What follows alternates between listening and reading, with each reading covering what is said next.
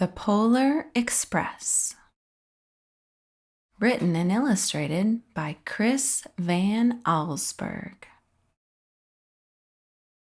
The Polar Express.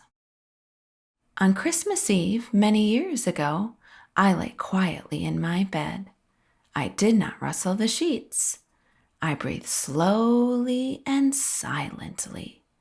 I was listening for a sound a friend had told me I'd never hear.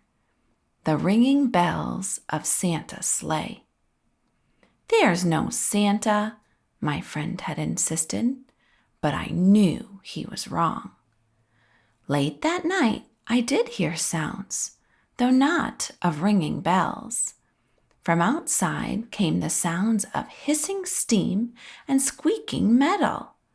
I looked through my window and saw a train standing perfectly still in front of my house. It was wrapped in an apron of steam. Snowflakes fell lightly around it.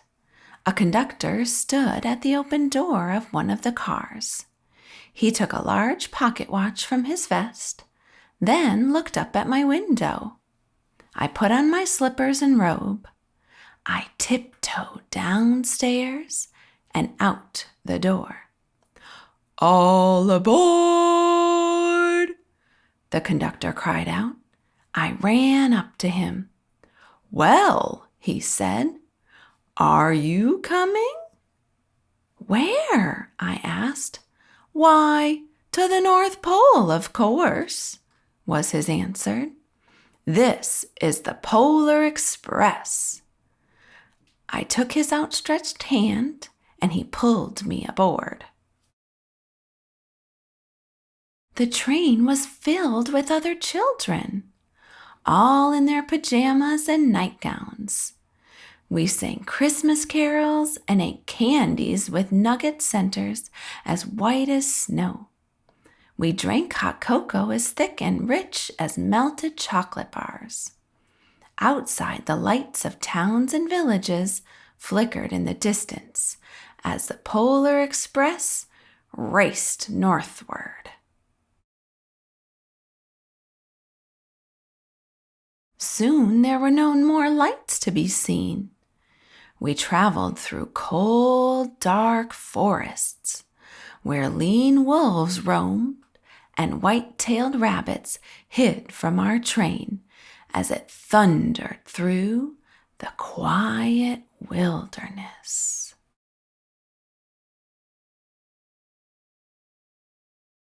We climbed mountains so high it seemed as if we would scrape the moon.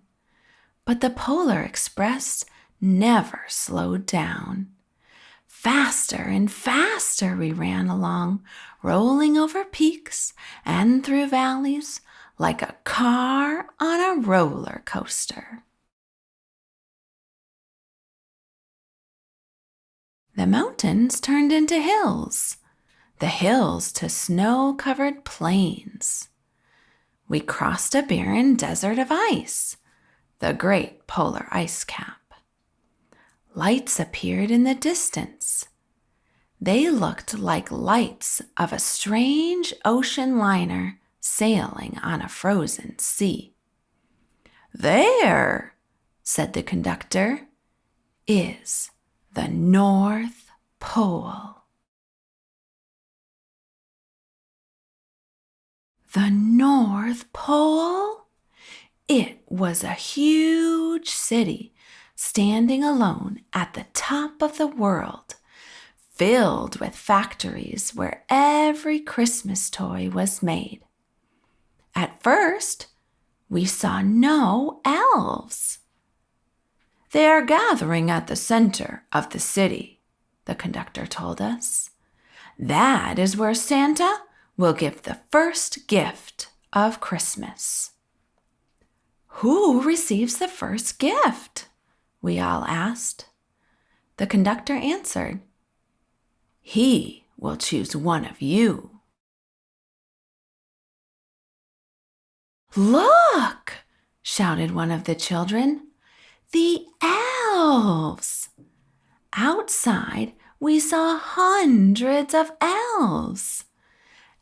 As our train drew closer to the center of the North Pole, we slowed to a crawl. So crowded were the streets with Santa's helpers. When the Polar Express could go no farther, we stopped, and the conductor led us outside. We pressed through the cloud to the edge of a large open circle. In front of us stood Santa's sleigh. The reindeer were excited. They pranced and paced, ringing their silver sleigh bells that hung from their harnesses. It was a magical sound like nothing I'd ever heard. Across the circle, the elves moved apart, and Santa Claus appeared. The elves cheered wildly. He marched over to us and, pointing to me, said, "Let's have this fellow here." He jumped into his sleigh. The conductor handed me up. I sat on Santa's knee, and he asked, "Now, what would you like for Christmas?" I knew that I could have any gift I could imagine, but the thing I wanted most for Christmas was not inside Santa's giant bag. What I wanted more than anything was one silver bell from Santa's sleigh. When I asked, Santa smiled. Then he gave me a hug and told an elf to cut a bell from a reindeer's harness. The elves tossed it up to Santa. He stood holding the bell high above him and called out, "The first gift of Christmas." A clock struck midnight as the elves roared their approval. Santa handed the bell to me, and I put it in my bathrobe pocket. The conductor helped me down from the sleigh. Santa shouted out the reindeers' names and cracked his whip. His team charged forward and climbed into the air. Santa circled once above us, then disappeared in the cold, dark polar sky. As soon as we were back inside the Polar Express, the other children asked to see my bell. I reached into my pocket, but the only thing I felt was a hole. I had lost the silver bell from Santa Claus's sleigh. "Let's hurry outside and look for it," one of the children said. But the train gave a sudden lurch and started moving. We were on our way home. It broke my heart to lose the bell. When the train reached my house, I sadly left the other children.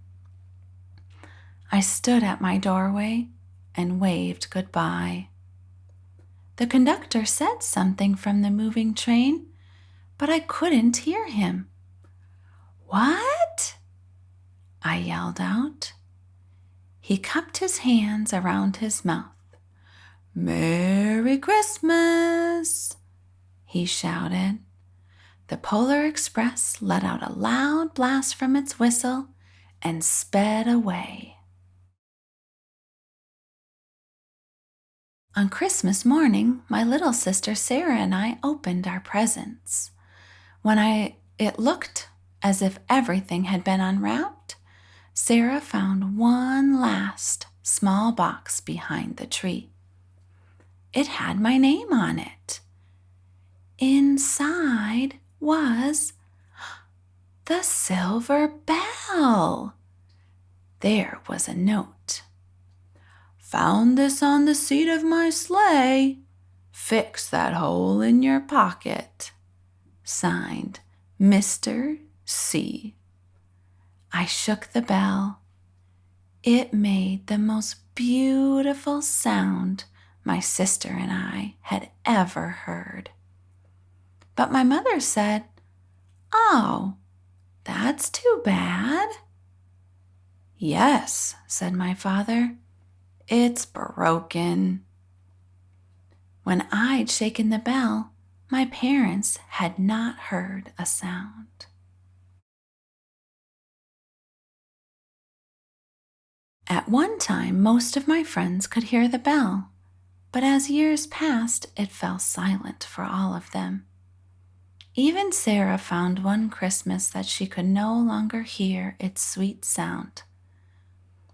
Though I've grown old, the bell still rings for me as it does for all who truly believe.